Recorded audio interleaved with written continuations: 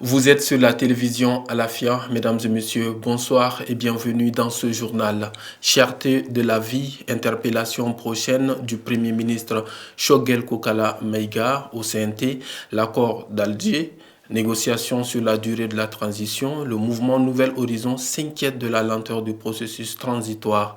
L'émission L'invité de la semaine reçoit ce mercredi 20 avril Cheikh Oumar Diallo, président du mouvement Nouvel Horizon, Faso Diossira.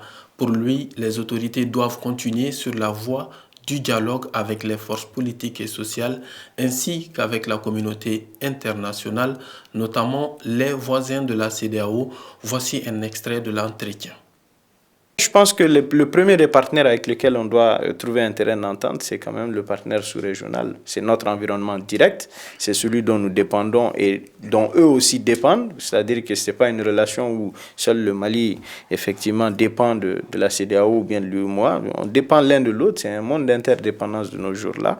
Et donc, il faut trouver le moyen de s'entendre et de trouver des solutions à cette crise. Parce que, comme j'allais le dire, il n'y a pas d'autre alternative à la démocratie, il n'y a pas d'autre alternative à aller vers un calendrier électoral. La première des choses, c'est le dialogue entre... Le dialogue politique. Voilà, le dialogue politique et social aussi, qu'il faut relancer très rapidement. C'est vrai qu'il y a eu les assises nationales, mais bon, vous savez, les assises ont été ce qu'elles ont été.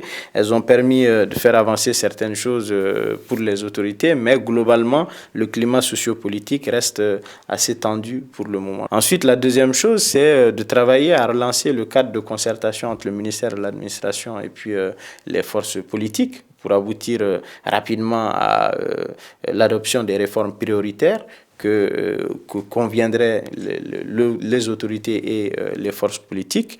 Et moi, je pense que les réformes prioritaires, la première d'entre elles, c'est la loi électorale qu'il faut adopter ensemble, la charte des partis politiques qu'il faut revoir ensemble. Il y avait déjà eu un travail qui avait été fait par le même ministre de l'administration territoriale et le gouvernement précédent qui avait abouti à un consensus autour d'un certain nombre de documents. Il faut remettre ça sur la table et le confronter aussi à ce qui a été fait par l'actuel Premier ministre, et puis trouver un moyen de rapprocher les points de vue et finir avec cette question de la loi électorale. Ensuite, il faut travailler rapidement sur le fichier.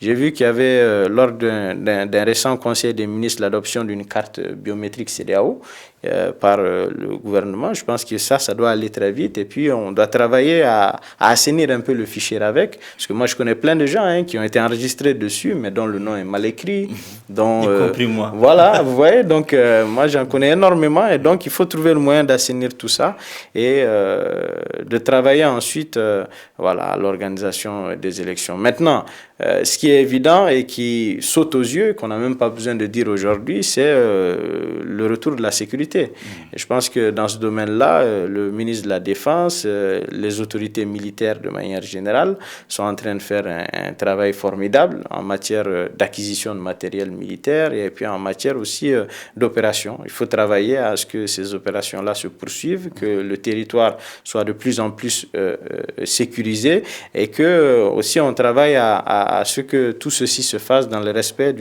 des droits de l'homme aussi, des droits humains. Je sais que le chef d'état-major a rappelé que c'était une grande priorité pour les autorités militaires. Et je pense qu'il faut continuer à encourager nos forces armées à rester dans ce cadre strict du respect des règles d'engagement. L'intégralité de cet entretien à suivre ce soir à partir de 21h30 en français.